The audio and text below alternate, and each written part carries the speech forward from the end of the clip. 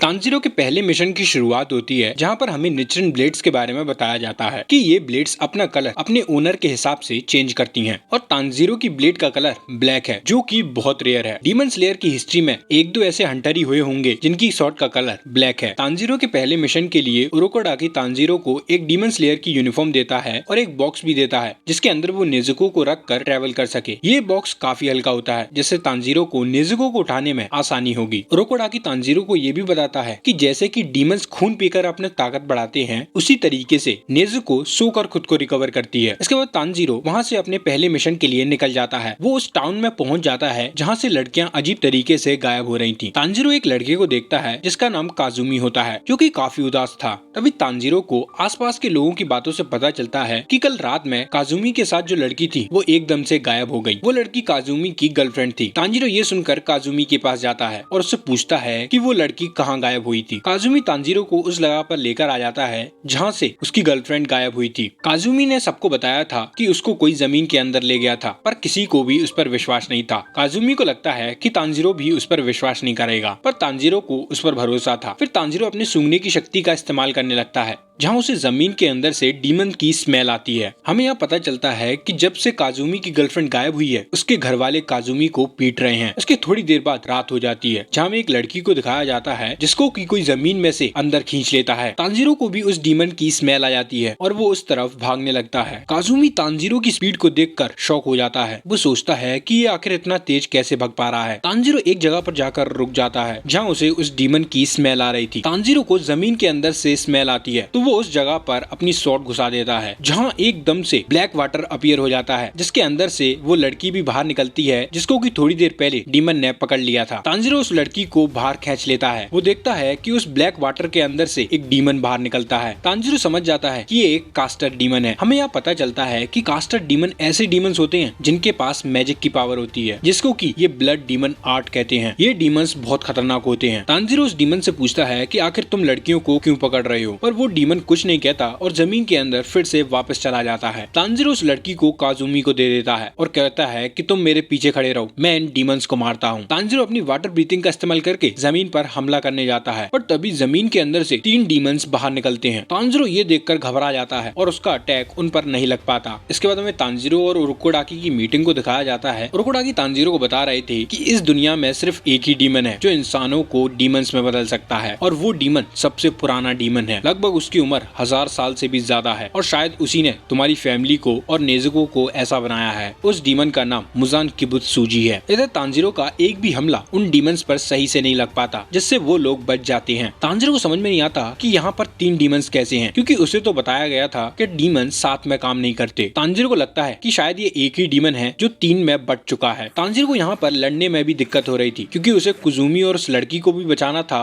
और साथ में इन डीमंस को भी मारना था। वो फुल फोकस के साथ लड़ने लगता है जहाँ पर वो इन डीमंस पर कई हमले करता है पर एक भी हमला उनकी गर्दन पर नहीं कर पाता जिसकी वजह से वो बार बार बच रहे थे। वो डीमन तांजीरो पर चिल्लाने लगता है कि वो उन सभी लड़कियों को खा जाएगा जो 16 साल की हैं क्योंकि 16 साल के बाद वो अपनी फ्रेशनेस को खो देते हैं। और फिर यहाँ पर ये डीमन बताने लगते हैं कि उनने अब तक बहुत सारी लड़कियों को खाया है और वो इस लड़की को भी खा भी जाएंगे। ये सुनकर काजुमी उनसे पूछता है कि कल रात में जिस लड़की को तुमने पकड़ा था वो कहाँ है। वो डीमन कहते हैं अगर वो लड़की मर गई होगी तो उसकी चीजें हमारे पास होंगी, क्या इनमें से वो एक है। और काजुमी देखता है कि उसकी गर्लफ्रेंड का रिबन उन्हीं के पास है। ये देखकर तांजीरो को बहुत गुस्सा आ जाता है जिससे उसका ध्यान डीमंस पर से हट जाता है और इसी का फायदा उठाकर एक डीमन तांजीरो पर हमला कर देता है पर तांजीरो उसके अटैक से बचकर उसी पर हमला कर देता है। तांजीरो ने वैसे हमला तो गर्दन पर किया था पर वो डीमन भी बहुत तेज होता है। वो तांजीरो के अटैक को अपने हाथ पर ले लेता है जिससे उसकी जान बच जाती है। फिर तीनों डीमन तांजीरो पर हमला करने लगते हैं जिससे तांजीरो को उनसे लड़ने में दिक्कत हो रही थी। एक डीमन तांजीरो को पीछे से मारने ही वाला था कि तभी नेजुको बाहर निकलकर उस डीमन पर हमला कर देती है। उन डीमंस को समझ में नहीं आता कि ये आखिर एक डीमन एक इंसान की मदद क्यों कर रही है। नेजुको नीचे उतरकर कुजुमी और उस लड़की को सहारा देती है और फिर उन डीमन से लड़ने के लिए आगे बढ़ने लगती है। हमें यहाँ पर पता चलता है कि उरोकोडाकी ने नेजुको पर हिप्नोसिस का इस्तेमाल किया है। उसने नेजुको के अंदर ऐसी कॉन्शियसनेस डाल दी है कि इंसान उसके